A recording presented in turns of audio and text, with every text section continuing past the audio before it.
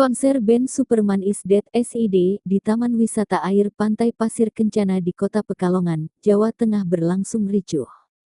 Polisi pun membubarkan konser saat SID baru membawakan 3 buah lagu. Kericuhan konser Superman is Dead dipicu oleh penonton yang merasa kecewa, lantaran pihak keamanan menghentikan konser yang baru berlangsung kurang dari 15 menit ditambah dengan jumlah penonton di luar yang tidak bisa membeli tiket dengan harga mahal mulai berulah dengan mencoba masuk arena dengan gratis. Aksi ribuan penonton yang berusaha masuk ke arena konser dengan gratis mendapatkan hadangan dari pihak keamanan, hingga menyebabkan pintu gerbang dan tembok lokasi wisata pantai jebol. Suasana yang kacau membuat penonton yang tidak bertiket mulai melempari petugas keamanan dengan batu dan botol kaca, bahkan sesama penonton saling baku hantam.